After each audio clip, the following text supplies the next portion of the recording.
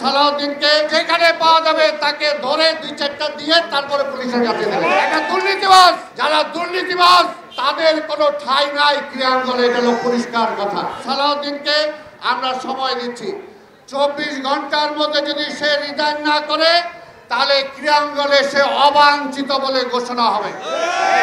অবাঞ্ছিত, যেখানে পাওয়া যাবে তাকে ধরে দুই চারটা দিয়ে তারপরে পুলিশের কাছে দেবে। এটা দুর্নীতিবাজ। সে আবার এখনো বলে সে সভাপতি হবে, ফুটবলকে শেষ করে দিচ্ছে, আবার এখনো বলে সভাপতি হবে। কাজে আমরা দলীয়করণ চাই না, যে মান মর্যাদা আছে তাকে আমরা মান মর্যাদা দিতে চাই।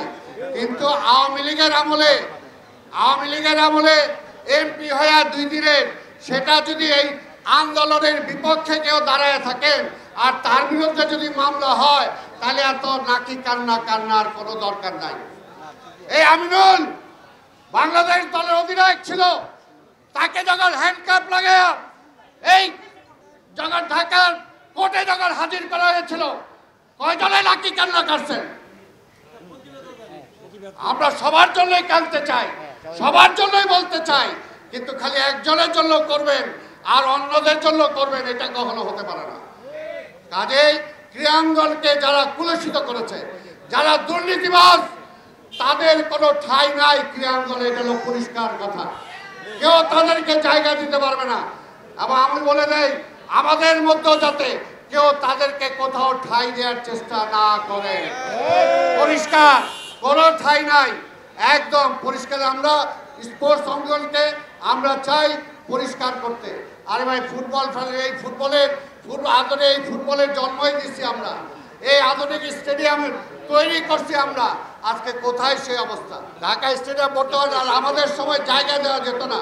পরিষ্কার কথা বলতে চাই, অনতিবিলম্বে ক্রীড়া উপদেষ্টা আছে, ওনাকে বলবো এই ধরনের লিজেন্ড যারা আছে ফুটবলের, তাদের সাথে বসেন, দরকার হলে ফিফার সাথে কথা বলেন, এই বিদায় করেন সালাউদ্দিনকে, তার সাথে কথা বলে অ্যাডহক কমিটিতে এদের জায়গা দেন। তারপরে ভালো ফুটবলার হলে ভালো সংগঠক হবে, এমন কোনো কথা নাই। আমরা এখনো বিশ্বাস করি, যেখানে আমরা বলেছি আমরা রাজনৈতিক দল করতে পারি, কিন্তু তারপরে শুধুমাত্র রাজনৈতিক দলের সাইনবোর্ড নিয়ে কেউ ক্রীড়াঙ্গনে কোনো জায়গা পাবে না। যার কোনো ক্রীড়াঙ্গনের কোনো ভূমিকা নাই, কোনো অবদান নাই, সংসব নাই, তাকে আমরা কোনো ক্রীড়াঙ্গনে আমাদের পক্ষ থেকে অন্তত দেওয়ার জন্য চেষ্টা করব না। তাই আমরা চাই, আপনাদেরও সহযোগিতা চাই। আজকে ক্রীড়াঙ্গনের সাংবাদিক ভাইরা, আপনাদের কাছে দুর্নীতির সফল চার্ট আছে, আপনারাই জানেন কে ভালো কে মন্দ। কাজে আপনারাও আল্লাহর হস্তে এখন একটু মুখ খুলে কথা বলেন। আগে কথা বললে তো আপনাদের বিরুদ্ধে মামলা হতো, আপনাদেরকে গ্রেপ্তার হতো, এখন আর গ্রেপ্তার মামলা হওয়ার সুযোগ নাই। আর পুরনো আমলে যারা বেশি চামচামি করছেন, বেশি দালালি করছেন, 2-1টা যদি কোথাও একটু এদিক সেদিক হয়, দরকার হলে ওইগুলো একটু চিন্তা করেন না, ওইদিকে তাকায়েন না, ওইদিকে ওভার হেয়ার করেন।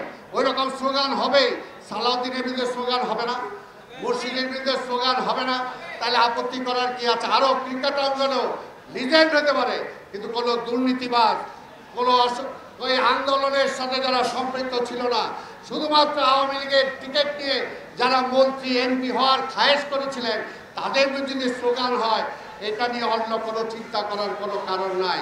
কারণ যাদের বিরুদ্ধে মামলা হবে তারা আওয়ামী লীগের নেতা, আওয়ামী লীগের দুর্নীতিবাজ এবং আওয়ামী লীগের সাথে জড়িত ছিলেন, সেই হিসাবেই মামলা হবে। ক্রীড়াঙ্গনের কোনো পরিচয় নিয়ে তাদের বিরুদ্ধে মামলা হয় নাই, হবেও না।